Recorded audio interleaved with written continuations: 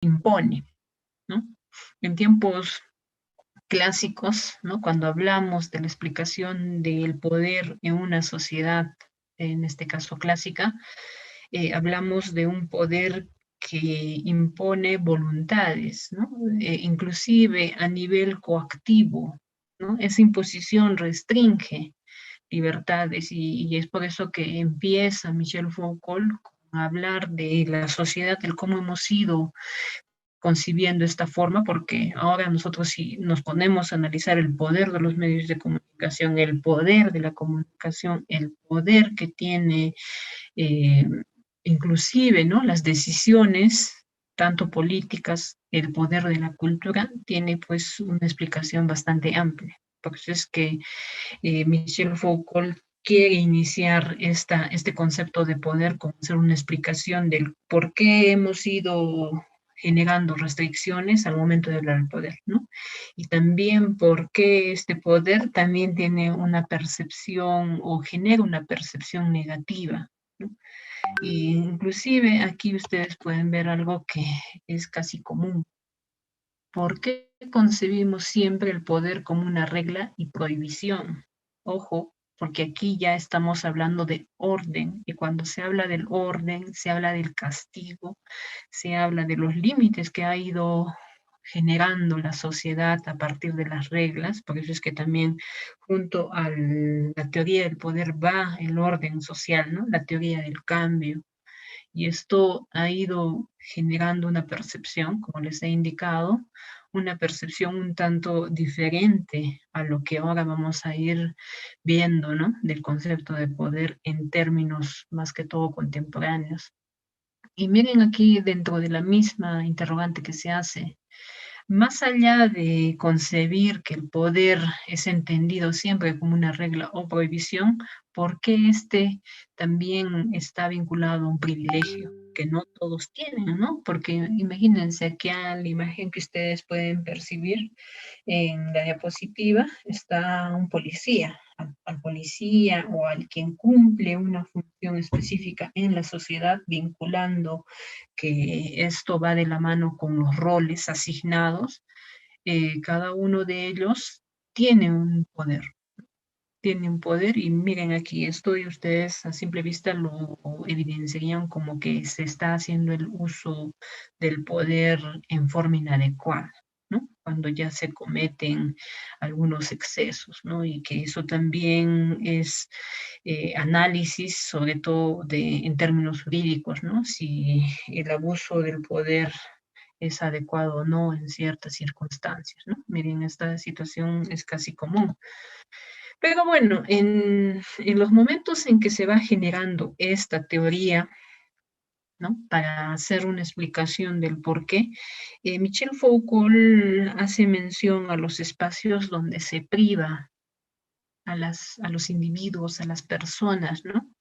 De muchos factores que van a explicar sobre todo el orden que se ha generado en una sociedad, ¿no? Y me refiero a las cárceles, a los hospitales, a los centros psiquiátricos, ¿no? Cuando pienso en la mecánica del poder, menciona Michel Foucault, pienso en su forma capilar de existencia, en el punto en el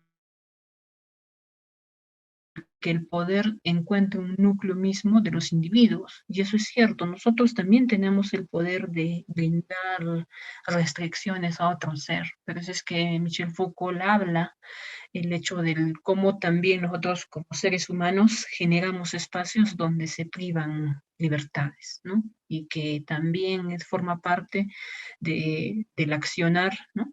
En toda sociedad cuando se cometen delitos. Ahí es donde también se hace todo un análisis, si realmente un espacio donde te priven de una libertad podría generar cambios o no, ¿no? Imagínense, hay una mecánica del poder muy diferente a cada contexto y también han ido evolucionando de forma muy distinta. Hay que recordar que nosotros no tenemos similitud, ya que nuestras características sociales, culturales, económicas, políticas son particulares en nuestro país, ¿no? Y lo mismo sucede en la sociedad. Cuando se habla del poder, nosotros tenemos todo un marco jurídico, que se debe de respetar, sí. Sin embargo, hemos ido cambiando nuestra forma de acción, podría decirse, en este mundo contemporáneo, ¿no? Por eso es que en otros países un espacio de reclusión como una cárcel, por ejemplo, no es la solución, ¿no? Y ahí hay que trabajar mucho en analizar si realmente nosotros queremos cambiar una sociedad, cuáles son las medidas que debemos de ir controlando, ¿no? Controlando en cierta forma, porque también el controlar va de la mano con el poder, ¿no? Y inclusive el poder que ustedes tienen en forma particular, ¿no? Las voluntades, los compromisos van a ser directamente responsables de los cambios que hagan, ¿no? En su vida, y también eso va a repercutir en la sociedad. Así que por eso es que hay que iniciar el concepto, por explicar el concepto del poder primero, ¿no? El pensamiento jurídico del poder se origina a partir de la reaparición del derecho romano en Occidente en los siglos XVIII y XIX. ¿No? Aquí ustedes tienen que recordar, jóvenes, de que el tema del poder no solo ha nacido por el hecho de que alguien quiere dominar a otro o a otras personas, ¿no? Este origen se da desde el reconocimiento del orden jurídico en el mundo. El derecho romano en Occidente ha sido la base fundamental para que se establezcan normas legales en cada país, en cada estado y en cada continente. Eso significa de que nosotros tenemos una referencia, ¿no? Sobre todo para saber hasta qué punto las acciones están en lo correcto, ¿no? Sin dejar de lado las características sociales de un país, ¿no? Y me refiero sobre todo al tema cultural, porque más adelante vamos a ver las formas de ejercer poder a través de castigos, ¿no? Y los castigos más útiles que ustedes han podido evidenciar son los que han ido generando cambios de conducta, ¿no? En los niños, cuando se ponen reglas en las estructuras más básicas, ¿no? Y así podemos llegar a evidenciar que en las estructuras grandes sociales tenemos toda una jerarquía de normas, ¿no? Reglas que se han establecido y que muchas de ellas están en constante modificación, ¿no? Así que esto es todo un tema bastante interesante y es bastante importante recalcar, ¿no? Cómo el poder se evidencia a través de muchos mecanismos, ¿no? Y aquí, por ejemplo, ustedes pueden ver el segundo punto, menciona, ¿no? Fue uno de los instrumentos efectivos que utilizó el poder real en beneficio hacia mediados de la Edad Media. En este caso ya se hacía mención a todo lo que involucraba en su momento, ¿no? En la Edad Media, ¿qué es lo que primaba? Era el hecho de que se estaban formando instituciones ya consolidadas, ¿no? Y como les mencioné, el tema de las costumbres de la sociedad, sea feudal o sea la tradicional, han sido pues un escenario en el que se ha puesto en evidencia el tema del poder. El derecho de la vida y de la muerte era uno de los atributos fundamentales, sobre todo en la teoría clásica, ¿no? Y aquí vamos a recordar a Thomas Hobbes. ¿Recuerdan a Thomas Hobbes cuando hablaba de que la soberanía se ganaba a través del poder? Pero él específicamente hacía mención al poder bélico, ¿no? El poder que se le otorgaba a la misma. Ahora nosotros tenemos ese concepto, ¿no? De que el Estado tiene que tener el respaldo de las Fuerzas Armadas, ¿no? Porque ahí ya desde tiempos clásicos se le atribuía un poder, ¿no? Que se ha ido construyendo en la sociedad. Y no nos olvidemos estos derechos fundamentales, y es que ahora inclusive tenemos derechos reconocidos mundialmente, ¿no? Y que son alrededor de 33. Pero lo que era fundamental en su momento, ¿no? En el mundo clásico, era el derecho a la vida, y el derecho a la muerte, ¿no? Por eso es que habían penas privativas de libertad, habían esclavos. Ustedes conocen muy bien la historia del cómo esto ha ido cambiando y ganándose así espacios en el que se ha ido generando cambios, ¿no? Reconociendo sobre todo el tema de las libertades, ¿no? Y ahí es donde nosotros podemos reconocer que hay algo que puede rescatarse, ¿no? De la teoría clásica. En penas, en delitos, sobre todo de índole grave, en la sociedad clásica, un castigo, podría decirse, que era bastante notable, era la horca, ¿no? La pena de muerte. En algunos casos les cercenaban, ¿no? La cabeza. Eso significa de que hasta ahora podemos pensar que eso es una forma, ¿no? De corregir a la sociedad, porque si ustedes preguntan así a través de una encuesta si están de acuerdo con la pena de muerte en este siglo en el que estamos, en el siglo XXI, justamente a conmemorarse 200 años de nuestra independencia, sigue dándose esa tentativa de que podría ser una solución a muchos delitos. Imagínense este poder que se le otorga, ¿no? A un grupo de individuos que puede decidir, ¿no? Es muy diferente hablar de la eutanasia, que ya es otra cosa, pero también esto no se nos saca de la cabeza, ¿no? Aún porque prevalece en nuestro ideario de que eso es una solución. Pero bueno, esto ya a modo de reflexión casi en la parte final, cuando vamos a ver todos los castigos y correcciones, porque eso sí lo que les voy a preguntar en el examen, ¿no? Porque esto es ya la introducción, ¿no? A partir del siglo XVIII, la vida se hace objeto de poder y se completa ese viejo derecho de soberanía, ¿no? Un nuevo derecho que podría estar exactamente inverso también, ¿no? Hacer vivir o dejar morir. Y eso es cierto. Cuando ahora inclusive hablamos del tema del aborto, es un tema también muy controversial, muy complejo. Sin embargo, ahí se teje mucho el tema, ¿no? De que quién tiene el poder de quitar o otorgar vida, ¿no? Y los que están arraigados su pensamiento hacia un tema religioso van a tener una concepción muy diferente, ¿no?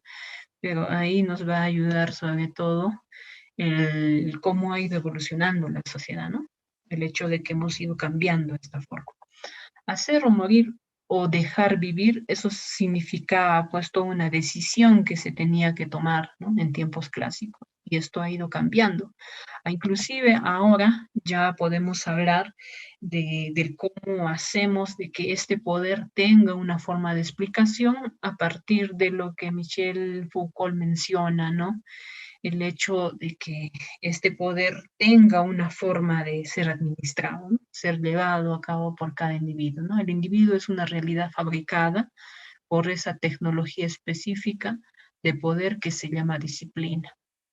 El término disciplina es sumamente importante reconocer y recalcar, ¿no? De qué significa, ya que en su, podría decirse, en su versión para explicar el tema del poder, menciona la realidad fabricada. Y es cierto el tema de la realidad fabricada, ya que nosotros construimos nuestra propia realidad, nuestros propios cambios, ¿no? No hay una varita mágica ni tampoco fuerza sobrehumana que cambie nuestra realidad. Sin embargo, nosotros somos los artífices, ¿no? Somos los arquitectos, como mencionan algunas veces, ¿no? De nuestros propios cambios, las decisiones que tomamos. Y eso significa de que también utilizamos la tecnología y esa tecnología, no lo vean de que estamos utilizando la tecnología ya científica con otros fines, es la que tenemos a nuestra disposición. Sin embargo, el procedimiento, el hecho de utilizar herramientas específicas en una sociedad van a ser aprendidas y muchas de ellas utilizadas de una forma diferente. ¿No? Diferente en edad, en sexo, ¿no? En los grupos en los que nosotros hemos desenvuelto, ¿no? Como parte de la sociedad. Y eso significa de que cuando hablemos del poder y hablemos de las formas de corregir, enderezar conductas, porque también a eso vamos a ir, ¿no? significa reconocer el hecho de que nuestra realidad va a estar modificada de acuerdo también al cómo lo desarrollamos, ¿no? Esta disciplina son todas las acciones aprendidas, replicadas, explicadas y a la vez tomadas en cuenta, ¿no? A veces que cuando nosotros decimos, ¿no? Que en China, por ejemplo, un niño muy pequeño ya sabe desarrollar un producto, pero eso no lo ha hecho porque ha sido casualidad, ¿no? Se tiene que mencionar que ese niño tiene habilidades, tiene capacidades desarrolladas porque también su entorno ha hecho de que genere esa situación, ¿no? Eso significa de que cuando nosotros hacemos analogías, ¿no? Del por qué una persona de otro continente resulta siendo más adecuada, más su comportamiento frente al medio ambiente, por ejemplo, es más adecuado que uno de Latinoamérica, ¿no? Y ahí no hay nada diferente, podría decirse, fisiológicamente hablando, nosotros como seres humanos, es el hecho de que nuestra realidad y la disciplina que nosotros le hemos puesto a nuestra forma de acción que se va a desarrollar en la sociedad es muy particular, ¿no? Por eso es que cuando nosotros nos ponemos a pensar y decir, ¿por qué ellos como si fueran diferentes? No, no es cierto. Eso significa de que nosotros podemos tener las mismas condiciones, pero también esta realidad puede generar muchas veces situaciones complejas, ¿no? Eso sí es diferente. Por eso es que ahora ustedes que están viendo las Olimpiadas, hay deportistas sumamente destacados. ¿Por qué están ahí? Porque tienen disciplina. Saben muy bien cuáles son las reglas, cuáles son las normas, cuál es el procedimiento para llegar a estar en una competencia, ¿no? Y no es para estar quejándose. A veces nosotros nos quejamos y nuestro poder de superación propio no se desarrolla, ¿no? Porque nos hemos acostumbrado probablemente a que nuestro status quo quede ahí, ¿no? Y acostumbrados, así como en algún momento ustedes también jóvenes han indicado, ¿no? El hecho de generar cambios a partir de iniciativas, ¿no? Si yo estoy en una realidad, tengo que cambiar y eso me va a ayudar a fabricar una realidad que yo podría desear, ¿no? Eso sí significa de que, y aquí también se menciona algo, ¿no? El poder está en todas partes, ¿no? Y no solamente el Estado o en algunas instituciones específicas. Y eso es cierto. El Estado tiene su poder, tiene sus objetivos, tiene las competencias específicas, ¿no? Ya que dentro del marco jurídico se les asigna una valoración tanto subjetiva como también cuantificable en términos de poder, ¿no? Todo hay encuestas. Pero no nos olvidemos que este poder que yo les menciono va desde el individuo y los efectos que tiene el accionar del individuo en la sociedad.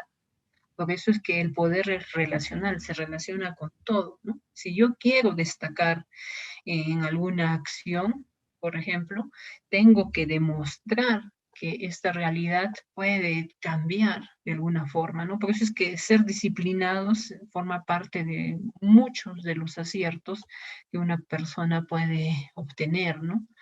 El ser disciplinado significa inclusive destacar. Por eso es que si ustedes se ponen a averiguar, ¿no? ¿Qué es lo que han tenido los grandes eh, personajes que han generado revolución, ¿no? Cambios profundos en las sociedades en diferentes tiempos? Ellos han sido seres, al igual que nosotros, solo que han destacado en muchas acciones, ¿no? Y ahí nos vamos a dar cuenta de que cada uno de ellos tiene atributos, ¿no? No han sido extraterrestres, como a veces mencionamos, ¿no? No han sido personas que han salido de este mundo, de este contexto y han generado cambios. No, eso significa de que nosotros podemos generar cambios. Bien, a ver, aquí ustedes pueden ver el poder no solo reprime, sino también produce saber. Eso significa de que no tengamos que ver el poder como que me restringe. A veces sentimos que muchas veces desde el ámbito familiar hasta el ámbito social nos ponen muchas reglas, ¿no? Pero eso nos ayuda a saber, por ejemplo, respetar, saber tener límites y también reflexionar, porque cuando uno comete un delito, y me refiero a las cárceles, eso era el origen inicial, ¿no? De las cárceles, y que ahora, bueno, lastimosamente por la situación en la que nosotros vivimos, no necesariamente cumple esa función, ¿no? O hay alguien que podría decir, ¿no? De que en nuestro país, al tener tanto hacinamiento, ha generado algo diferente, ¿no? En nuestro país resulta siendo pues un poco complejo hablar de los reclusorios, ya que es una situación muy complicada en el sentido de que ya no hay muchas diferencias, ¿no? Entre los que están ahí pagando por una condena de un delito menor y por los que están pagando, en este caso, por ejemplo, los que están pagando condena por terrorismo, ¿no? Igual se les cataloga, sin embargo, tendría que darse medidas bastante particulares para que ese saber también ayude a entender del cómo se puede reactivar, ¿no? Esa predisposición para colaborar en la sociedad y no ser un perjuicio, ¿no? Porque en nuestro país salen los que han estado ahí pagando condena por algún delito y salen pero ya de una forma no adecuada, ¿no? Por eso es que hay que tener mucho en cuenta. Me gustaría que en gestión pública también hagan tesis en torno a eso, ¿no? Del por qué nuestro sistema penitenciario, cuál es el esquema que debe de seguir, ¿no? Alguien que está pagando un delito, por ejemplo, acá en la capilla, cuál es el esquema que debe seguir para realmente tener un resultado y que se evidencie que sí puede reincorporarse a la sociedad como una persona de bien, ¿no? Y cumpliendo las normas, pero a lo contrario, sale, viene a Juliaca, se va a Chayapalca, se va a otro y sigue dando vueltas por los penales, ¿no? Y también implica un costo para el Estado. Eso también es pues algo que debe de llamarnos la atención porque estamos pasando años y años y no se evidencian cambios, ¿no? Pero bueno, a ver, ¿quién me ha escrito? Dice, mm, ejemplo, Manco es indisciplinado y se le manejaba bien la disciplina, pero ahí está Raymond Manco, creo que es un jugador Durgen, creo, ¿no? Sí, doctora, es un jugador. Ah, ya, Manco, me dice yo, ¿quién será Manco? Tu amigo de repente, ¿no? Pero bueno, sí, ¿no? Bueno, la disciplina va no solo en los deportistas, también en los académicos, así como ustedes, la disciplina les va a hacer pues destacar y les va a generar oportunidades. Solitos no van a llegar, ¿no? Y la situación, así como han visto en el Congreso, lo meritocrático se tiene que reconocer, ¿no? Basta de pensar de que si ingresa nuestro amigo, por ejemplo, aquí alguien de ustedes, ¿no? Si ingresa uno de sus compañeros a ser alcalde, con todos sus amigos van a ser funcionarios, no es lo adecuado, ¿no? Nos hemos dado cuenta que esa situación ha hecho de que la gestión pública en nuestro país sea considerada como uno de los espacios donde se pueden cometer delitos, ¿no? En cambio, la disciplina, seas deportista, seas estudiante, te va a ayudar a generar cambios, ¿no? Pero bueno, tiene que partir también estos cambios de cambios a niveles normativos. Eso también nos ayudaría mucho, porque así como hemos escuchado, una norma legal no va a hacer que automáticamente nuestra sociedad se desarrolle, ¿no? Requiere el esfuerzo y el compromiso y el esfuerzo de todos nosotros, ¿no? Desde el rol que cumplimos en la sociedad. Así que es un trabajo bastante fuerte, pero en algún momento tenemos que iniciar cambios, aunque sean pequeños, ¿no? Aunque sean pequeños, poco a poco se va a ir construyendo, ¿no? Porque es fácil malograr una institución, es muy difícil restablecer un país, ¿no? Así como ahora están viendo la noticia, ni bien ingresó, ni juramento, no llegó en el 28 de julio, ya empiezan las críticas. ¿no? Y no estamos para estar nuevamente evidenciando situaciones en las que probablemente se generen dificultades para quien va a asumir el cargo, ¿no? Pero esperemos de que esta situación beneficie a todos, ¿no? Y porque todo, si sale algo mal, nos afecta a todos, ¿no? Eso significa de que pensemos en estar unidos como sociedad. Pero bueno, aquí vamos a ver algo en estos 4 puntos, ¿no? El poder disciplinario es un poder que en lugar de sacar y retirar, tiene que tener una función principal, que es enderezar conductas y la función específica es la de moldear. Eso no significa de que alguien te va a generar, pues, coaccionadamente una forma de comportamiento, ¿no? Lo ideal es que todos tengan un accionar adecuado, ¿no? Recuerdan a Merton que hablaba, ¿no? Las conductas desviadas, esas conductas desviadas son las que no son productivas. Esas conductas desviadas son las que generan toda una serie de desequilibrios, ¿no? Por eso es que yo a veces les preguntaba a los estudiantes, ¿no? Les decía que ¿qué haríamos?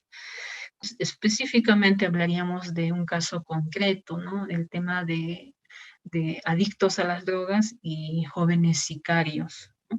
Los que se dedican a matar a personas no les interesa, ¿no? No les interesa, pero en su cerebro ya es algo normal el hecho de delinquir y generar un ingreso a partir de esa situación que no es nada natural, ¿no? Y sin embargo, muchos de sus compañeros también me respondían, ¿no? Y decían, profesora, ¿por qué no los ponemos a trabajar? ¿Por qué no les ponemos ya? Pero ¿cómo hacemos de que esa conducta sea aceptada de una forma diferente, ¿no? Porque ellos sienten que lo que están haciendo no es un delito, ¿no? Si ustedes se pondrían a hablar, ¿no? Con jóvenes que su pensamiento es solo ganar dinero a través de una situación que nada de productivo tiene, ya estás hablando con alguien que no es normal, ¿no? Eso significa de que ahí también se tiene que contemplar un lado vinculado a los derechos, ¿no? Por eso es que no se les puede hacer nada. Muchos de ustedes, inclusive en la maestría, cuando yo estudié, había un profesor de psicología, bueno, era un psicólogo, mejor dicho, que enseñaba en el colegio, un colegio que estaba en el mismo Callao, ¿no? Y estaba él dentro de todo un problema de 2 barrios del Callao, ¿no? Y ahí los jóvenes 14 años portaban armas, y yo les estoy hablando del 2009, cuando estudié yo la maestría. Y ahí era puesto un escándalo de que un joven porte un arma, sea sicario, ¿no? Pero ahora casi ya se ha vuelto casi normal, pero es algo que llama mucho la atención porque son inclusive adolescentes que no son mayores de edad, ¿no? Y muchos de ellos han llegado a ese espacio donde tenía que generarles algún tipo de una conducta, ¿no? Enderezar su conducta, moldear una conducta adecuada, pero no se lograba mucho. Y eso significa de que es bastante complicado, sobre todo, enfrentar ese tipo de situaciones, porque en nuestro país tenemos cifras alarmantes de inseguridad, ¿no? En Puno, en Juliaca, en el norte, en todas las ciudades hay inseguridad. Estar, podría decirse en este caso, ¿no? Afectados por la situación, somos el resto de ciudadanos que estamos ahí pendientes, ¿no? De que si por un celular o no te van a poder hasta quitar la vida. Por eso es que el tema de la delincuencia juvenil, ¿no? La delincuencia, la violencia son temas muy complicados, ¿no? Y ahí también se hace uso del poder. Por ejemplo, aquí también ustedes pueden ver la disciplina fabrica individuos a la vez como objetos y como instrumentos de su ejercicio. Significa de que ustedes son producto del cuán disciplinados han sido, ¿no? Fabricados en el sentido más que todo de cómo han educado, ¿no? Muchos de ustedes tienen un orden, bueno, salvo habrá excepciones, cómo es su cuarto, si miran su cuarto, cómo está organizado, ¿no? Ahí ya se nota y cómo están ordenados sus libros, igual, ¿no? Cuando vemos cómo es, ¿no? El orden particular personal, también se ve evidenciar de esa misma forma la familia y eso a la vez la sociedad, ¿no? Nosotros, por eso que también nuestras instituciones tienen esa misma característica, son un tanto desordenadas. Cuando te piden un informe, viene la Contraloría, recién se ponen pilas y dicen que alguien ha denunciado y tratan de corregir algunas acciones. Imagínense cuán importante es considerar la disciplina individual con efectos ya generales, ¿no? Y bueno, el éxito del poder disciplinario se debe sin duda al uso de un instrumento simple. Ahí está la inspección jerárquica. Como les decía, siempre tiene que haber alguien que nos inspeccione. Sí, en algunas etapas de nuestra vida, en forma particular, sí, nos inspeccionan, nos ponen reglas, ¿no? También debe existir la sanción normalizadora, ¿no? El hecho de que alguien también te imponga castigos, pero hay castigos que son los normales, podría decir los que enderezan una conducta y que son casi inherentes a nuestra formación como individuos, ¿no? Pero también hay que reconocer que todo exceso en las sanciones ya vinculadas a violencia, esos ya no están catalogados como un castigo que corrige, es un castigo que en este caso podría ser inclusive condenado, ¿no? Como violencia. Así que esta inspección jerárquica existe en todo nivel, desde el ámbito particular, ¿no? Que va de los padres, ¿no? De quién es tu apoderado. Y también hay jerarquía en inspección jerárquica, mejor dicho, en niveles estructurales grandes, ¿no? Por eso es que les decía, la Contraloría, hay organismos supervisores en nuestro país, ¿no? Que cuando viene alguien a quererte evaluar, recién tratas de querer hacer algunas correcciones, bueno, nos hemos acostumbrado a eso, ¿no? Y nuestras instituciones también se han acostumbrado a muchos vacíos, ¿no? Legales y que cuando alguien trata de eh, observar eso, se siente amenazada inclusive, ¿no? Y esta sanción normalizadora que ustedes aquí lo ven, vamos a explicarlo poco a poco ahora, son las sanciones que por lo general son sutiles, ¿no? Así que cuando ustedes llegaban tarde al colegio, siempre les voy a recordar qué les hacían hacer. Y algunos decían, me hacían hacer ranas, patos, tenía que caminar ahí de cuclillas en alrededor del colegio, ¿no? Son típicas de espacios, ¿no? Donde una acción tiene que ser corregida de alguna forma o tal cosa, ¿no? Eso es casi común, o cuando eso ya es una situación muy complicada, ¿no? Ah, la tabla de multiplicación, dicen. Bueno, son castigos que en algún momento, ¿no? ¿A cuántos de ustedes por llegar tarde les han hecho lavar, ¿no? El carro, barrer el patio en sus mismas casas? Son castigos que son parte de nuestra forma de aprender, ¿no? Y no nos olvidemos aquí el examen que se da, porque el examen nosotros en la época en la que estamos y como hemos ido pensando es algo que nos va a generar malestar muchas veces, ¿no? No tenemos cultura de una evaluación, no tenemos una cultura donde nos evalúen constantemente y aprendamos de eso, ¿no? Cuando nos dicen evaluación y si desapruebas te sacan de tu trabajo, nos sentimos amenazados. Pero eso no debe ser concebido de esa forma. Tenemos que ver que la evaluación es para ver hasta dónde estamos aprendiendo, ¿no? Y eso, ¿de qué forma contribuye a que se mejore la situación, sea institucional, sea inclusive en algunos casos también vinculado al tema, ¿no? De retroalimentar acciones. Si algo no está fallando en la familia, por ejemplo, está fallando en la familia la comunicación, se tiene que hacer conocer en algún momento, ¿no? No esperar a que haya un suicidio, ¿no? Por parte de un adolescente, ¿no? Y que en su nota y nadie me comprende, ¿no? Imagínense, ese tipo de situaciones se dan. Sin embargo, esas situaciones ya son extremas, pero forman parte también de la explicación que hablan, ¿no? Michel Foucault, cuando la tabla, ¿no? Te daban látigo, dicen, ¿no? Ah, bueno, eso es, y con sangre entre las letras, ¿no? El estudio, y es cierto.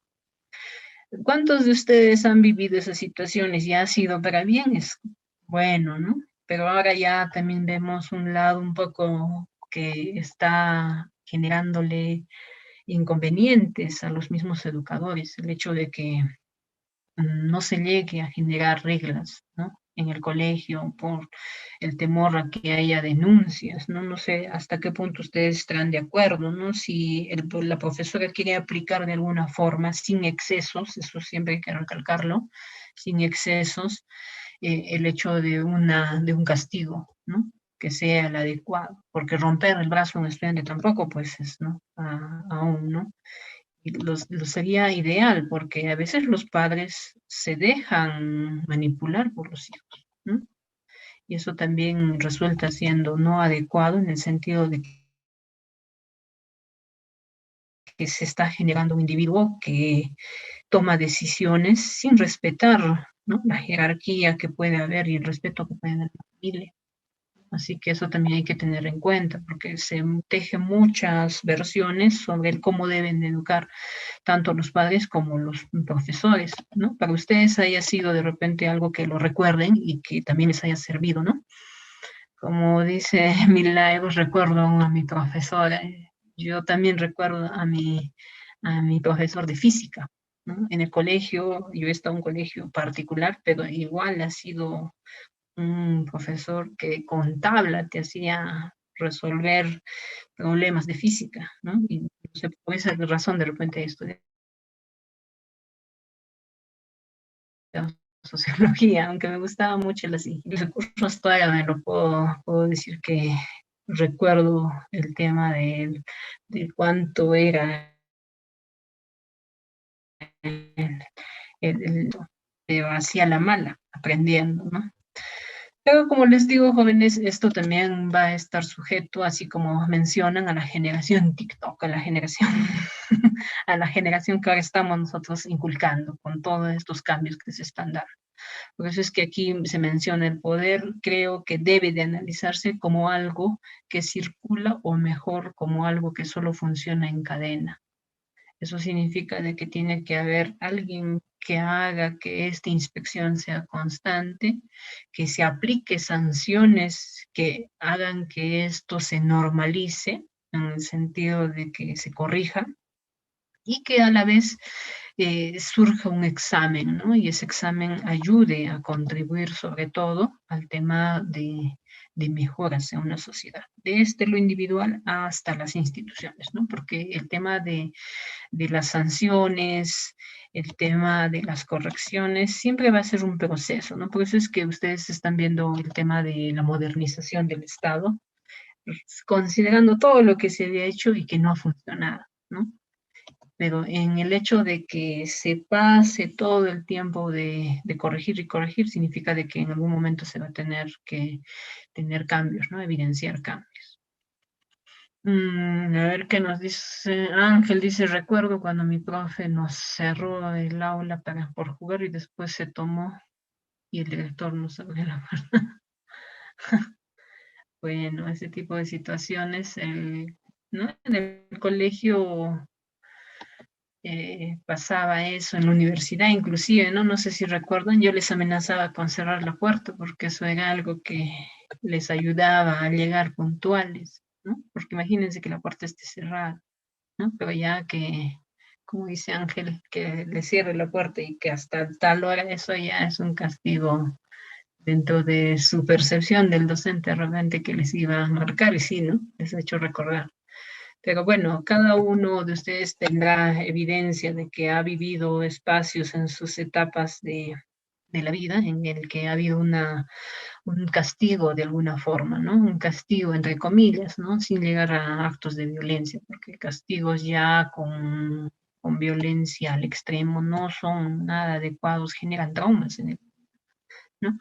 Pero bueno, aquí vamos a ver el poder disciplinario, ¿no? Esto sí les voy a preguntar en el examen, les voy a preguntar el tema de los instrumentos, porque hay una función del poder para Michel Foucault que uno está vinculado a enderezar y encauzar, ¿no? Así como hay una plantita, se tiene que generar algún tipo de cambio dentro de su conducta, porque si la plantita, así como este arbolito ustedes ven, sigue yéndose para un lado que no es el correcto, probablemente no tenga un objetivo en el sentido de que es una planta, hablando desde la biología, tiene que tener pues un sentido, ¿no? Eso significa que para tener frutos, para recibir bien la fotosíntesis, ¿no? Varios factores ahí desde la biología, tiene que estar recto.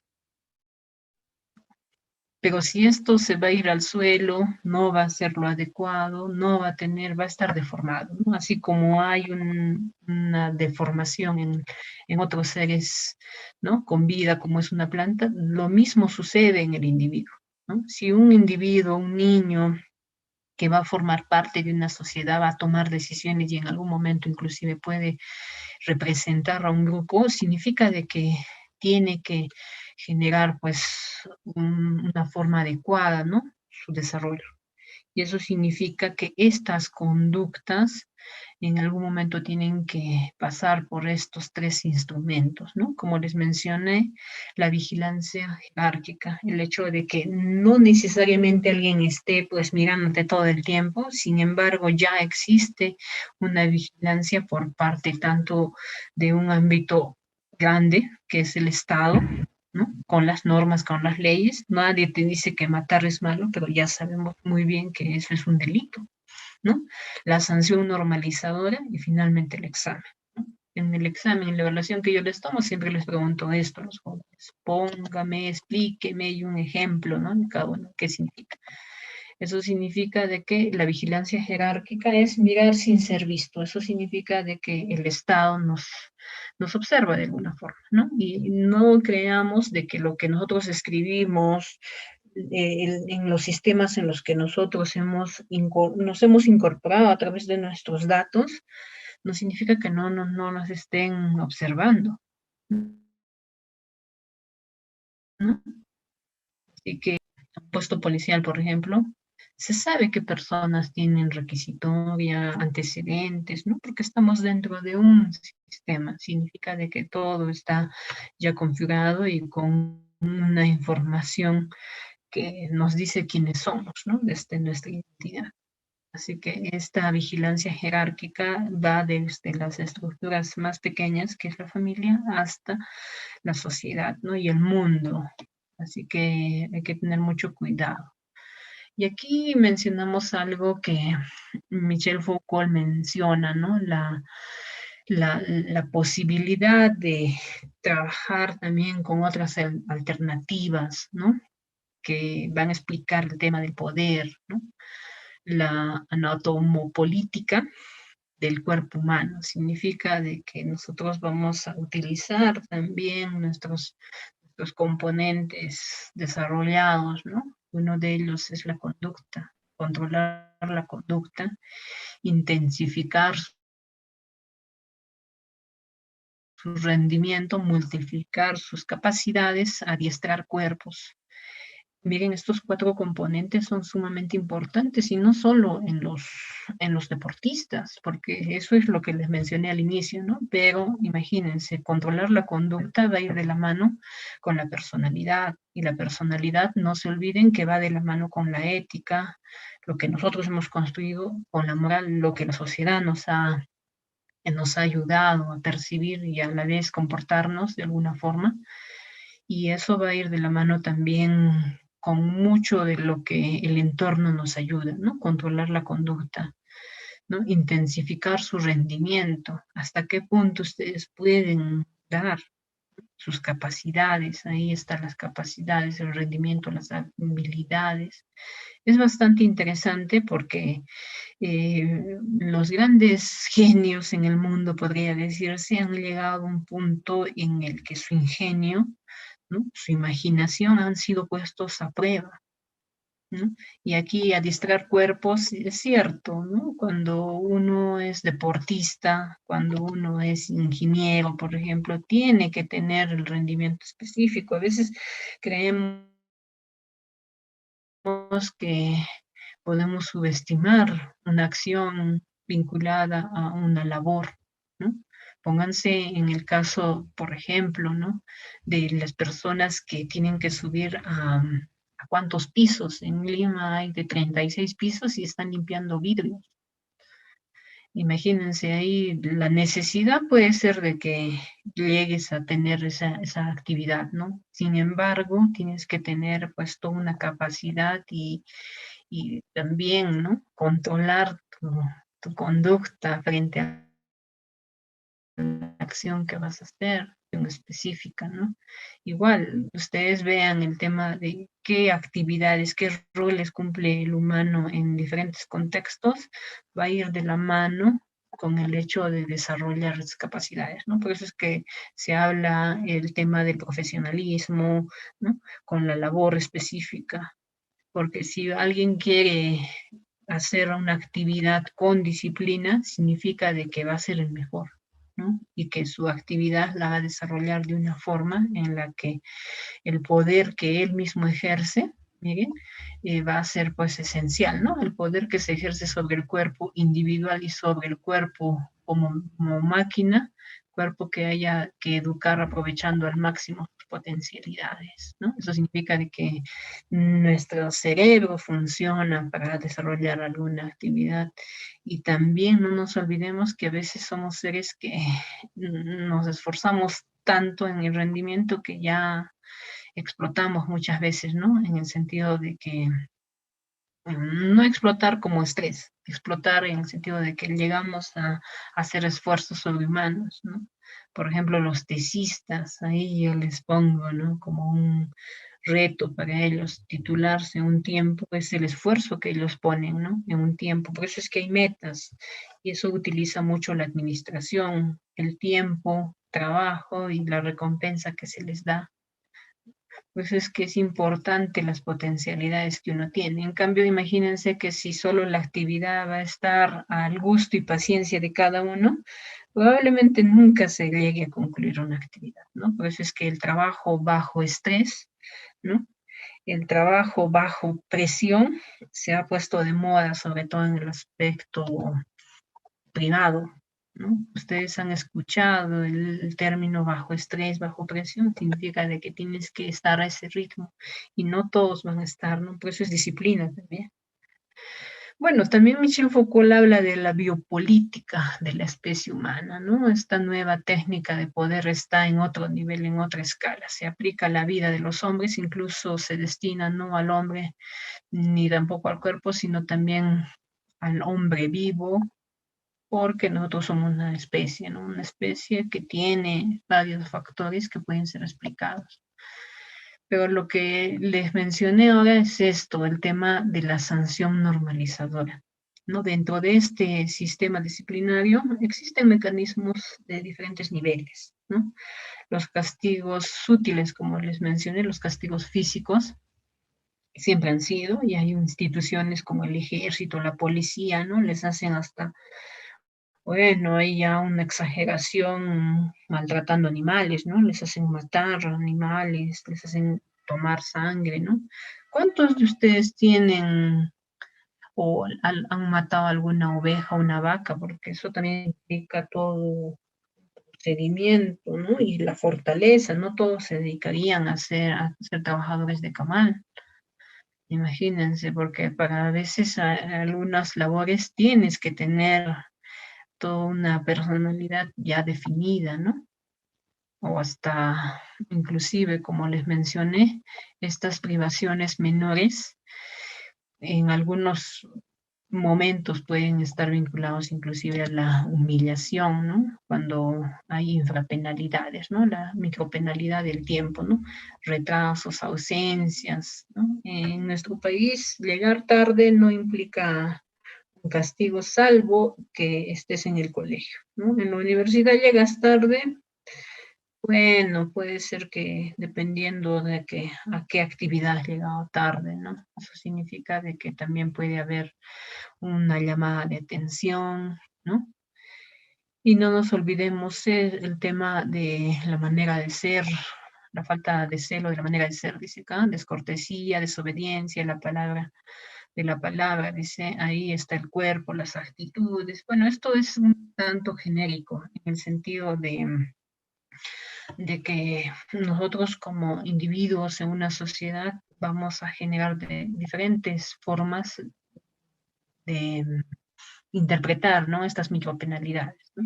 Por ejemplo, la suciedad de la sexualidad se menciona acá como la falta de recato, indecencia, ¿no? Inclusive aquí tendríamos que mencionar qué es ser indecente, porque en otros ámbitos y en otras épocas, podría decirse, se ha generado pues una suerte de estigma, ¿no? A la infidelidad familiar, ¿no? En una familia que un hombre sea infiel, ¿no? A su esposa o de la misma forma, ¿no? Habían sanciones que se les daba. Ahora ya, de acuerdo también al contexto en el que estamos, eso ha ido cambiando, ¿no?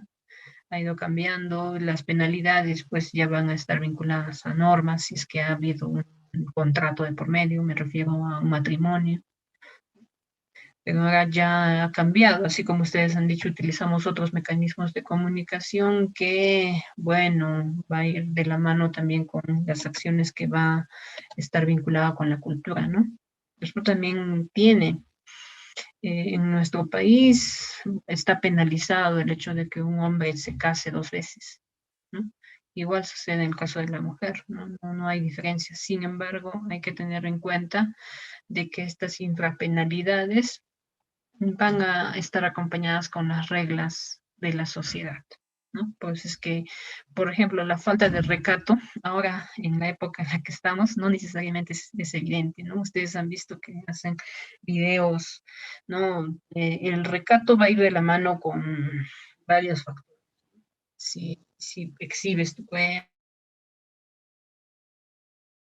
si no exhibes tu cuerpo, ¿no? Y eso va a ir vinculado también a cómo la sociedad ve. Ahora en el mundo en el que estamos utilizando los medios de comunicación, casi se deja de lado, ¿no? El tema de lo privado, de lo público. Alguien puede estar poniendo videos que no necesariamente son los adecuados, ¿no? Videos íntimos, así como lo denuncian muchas personas, ¿no? Que ha sido puesto en redes sociales, en páginas web. Imagínense, ese tipo de situaciones ya tienen procedimiento legal diferente, ¿no? Pero a nivel particular, por ejemplo, a nivel de un contexto, solo habría el tema de el desprestigio, ¿no? De la persona, del individuo, tanto como de varón como de mujer. Así que estas infrapenalidades son sutiles en el sentido de que no, muchas de ellas no van a estar vinculadas a un castigo ya legal, ¿no? Y bueno, aquí también hay el tema de lo que hemos ido mencionando, ¿no? El castigo disciplinario es correctivo, los castigos implican la ejercitación, ¿no? Lo que nos hacían hacer de pequeños, ¿no? En la pizarra, en nuestro cuaderno, qué es lo que nos debería de ser, o si nos mandaban en la esquina, ¿no? Eso algo era correctivo, ¿no? Algo que sí era casi evidente, ¿no? Y bueno, aquí se menciona 5 puntos importantes en los que se evidencia que el arte de castigar se puede referir sobre todo a los actos, ¿no? Como les mencioné, diferenciar a los individuos, medir en términos cuantitativos, jerarquizar en términos de valor. Eso no se olviden, porque en sí, ¿cuántas veces has rezado eso? Por ejemplo, los que han ido a hacer su confesión a la iglesia, ¿no? Y y el religioso les indica, rézate unos 5 Padre Nuestros, y alguien ya te está atribuyendo una solución, ¿no? A los pecados. Imagínense, es bastante subjetivo esa parte, ¿no? Sin embargo, con eso ya sientes que ya estás tranquilo. Y bueno, eso también tiene un lado muy difícil de abordar, les digo, el hecho de que alguien te diga que ya estás perdonado de los pecados, ¿no? Y bueno, homogenizar a los individuos es cierto, sobre todo en colegios, nadie tiene privilegios, ¿no? En diferentes espacios o inclusive en la familia, no por el hecho de que es mayor o que es varón o es mujer, puede haber diferencias, ¿no? Porque el arte de castigar significa corregir conductas, pero que tengan un beneficio, ¿no? Si imagínense que se haga una diferencia en castigos, ya no estaríamos hablando de un castigo que va a cumplir una función, ¿no? Simplemente ha generado división, ¿no? Y así como han escuchado en teoría clásica, divide y vencerás también es un buen punto para ver que estos castigos tienen que ser de la misma forma, ¿no? Excluirlos también forma parte del castigo, ¿no? Y sobre todo se refiere al punto específico en el que se habla de privarte, ¿no? De la libertad, ¿no? Por eso es que hay que eh, desvincular todo aspecto que pueda dañar al resto, ¿no? Por eso es que a veces tenemos que tener en cuenta, no es adecuado generalizar, ¿no? Dime con quién andas y te diga quién eres, puede tener un grado de explicación nuestras conductas, pero sin embargo el individuo tiene el poder de decidir, ¿no? No significa de que si tú estás con alguien siempre acompañado que comete delitos, no, no significa que tú lo vas a replicar, ¿no? La misma acción. Eso no significa de que tú necesariamente te vas a volver un vándalo, ¿no? Así como a veces decimos, ¿no? Puede tener un grado, pero no es determinante. Y bueno, finalmente aquí ustedes pueden ver el examen, ¿no? Ahí está, califica, clasifica y castiga, cuando hay una combinación normalizadora de las técnicas de la vigilancia y también la sanción normalizadora. Miren, aquí el examen tiene que tener siempre en cuenta, ¿no? Si calificamos, si clasificamos o si necesitamos castigo, pero este castigo no lo entiendan como algo negativo y vinculado a algo que, bueno, va a estar vinculado directamente a la violencia, ¿no? Por eso es que Michel Foucault habla, ¿no? El tema del cómo nos vigilan constantemente y hasta qué punto nuestro comportamiento tiene que estar, ¿no? Controlado, ¿no? Y bueno, aquí hay algo que les he mencionado hace un momento, sobre todo el hecho de vigilar y mirar sin ser vistos, eso es cierto, ¿no? La institución más eficaz va a estar vinculada